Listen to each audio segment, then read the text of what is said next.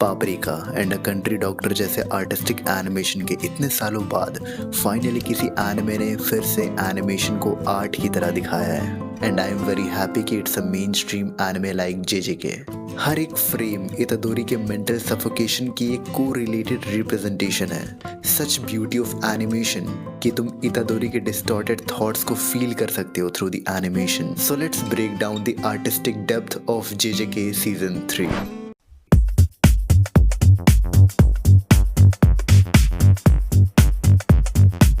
अब तक तुमने भी 8 रेफरेंसेस देख लिए होंगे जो कि जेजेके में यूज हुए हैं, but what does it mean? सबसे पहले ये इंट्रो शॉट इस पेंटिंग से इंस्पायर्ड है। तुम देख करके बताओ what's the painting is all about. अगर तुम्हारे मन में आया a man screaming out his pain, तो नहीं, that's not it. The nature itself is screaming and the figure standing in the painting is actually covering his ears to just avoid those screams। And इस painting से बस ये intro shot ही नहीं, पूरी की पूरी जेजेके सीजन 3 की एनिमेशन भी इंस्पायर्ड है।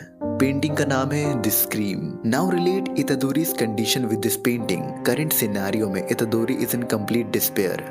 He is just so frustrated, confused and shattered with the situation around him, which perfectly blends with the idea of the painting The Scream। और एपिसोड के शॉर्ट्स में you will see the inconsistency in the materialistic nature of the object around Itadori, symbolizing the stream of thoughts filled with self-doubt inside him। The second painting we are gonna talk about is the Grey Forest। इस painting से ये वाली intro shot inspired है, but see unlike the name suggest कि ये painting तो एक forest की होनी चाहिए, ये बिल्कुल भी फॉरेस्ट की तरह नहीं दिखती है और इसके पीछे के रीजन बहुत ही ज्यादा केओटिक है। इस पेंटिंग के क्रिएटर थे मैक्स अर्नेस्ट। उनका कहना था कि फॉरेस्ट एक ऐसी प्लेस होती है जहां आप ट्रैप हो जाते हो। तुम ऊपर देखो, it's all covered with leaves and branches, जो कि ब्यूटीफुल तो लगती है, but you lose the site of the free sky. वो फॉरेस्ट ही तुम्हारी वर्ल्ड की परसेप्शन बन जाती है and you are just untouched with the reality until and unless you force yourself to come out of your forest। See, the forest here is acting as a metaphor which is subjective on an individual level। किसी की forest किसी की room हो सकती है, किसी की उसकी comfort zone, and उसी forest के अंदर तुम्हारी सारी problems भी exist करती है। And the world around you make a perception of reality in your mind कि तुम बस problem से घिरे हुए हो। वो एक फीलिंग आती है ना कि मेरे साथ ही क्यों, and the answer to that question is कि तुम अपने साथ ये होने देते हो। अगर तुम अभी निकल जाओ कोई ट्रेन पकड़कर कोई अनजान जगह, अ स्मॉल विलेज, वहां पे एक छोटा मोटा काम करो फॉर लिविंग, ना कोई बड़ी जरूरत है ना ही कोई mission, just a peaceful life, तुम्हारी 90% प्रॉब्लम वही सॉल्व हो जाएगी। बट सी, यहीं से एक पैराडॉक्स शुरू होती है। While enjoying this new life, तुम्हें एक न्यू सेट ऑफ प्रॉब्लम्स मिलेगी जो कि तुम्हारी उस बिजी लाइफ से बहुत ही ज्यादा डिफरेंट होगी, बट उतनी ही ज्यादा स्ट्रेसफुल होगी, which will give you the reality check कि परफेक्ट पीसफुल लाइफ जैसा कुछ भी नहीं होता। And that's why this painting is filled with unimaginable amount of stress and anxiety। So the main meaning behind this painting is you can never see the full truth until and unless you break out of your forest। And when you do, it's only to find out that it's another forest, meaning you could never see the full truth। What you know is a drop and what you do not know is an ocean। This line is actually a reference of one of my upcoming video। खैर ये painting जेजेके में कैसे relevant है?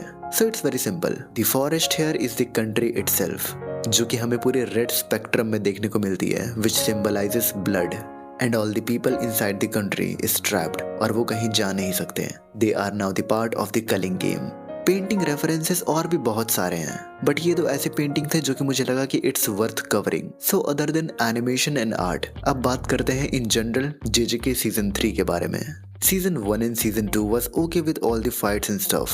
Story progression इसकी कभी भी strong side नहीं थी, बट कैरेक्टर कनेक्शन ठीक ठाक बना देती है, इतना कि नानामे के डेथ पे हम लोग रोए थे। But season 3 hits harder on the emotions, और यहाँ पर मैं स्पेशली कॉल आउट कर रहा हूँ इतादोरी के मेंटल कंडीशन को, क्योंकि the main reason I am making this video is Itadori's mental condition and how it is depicted.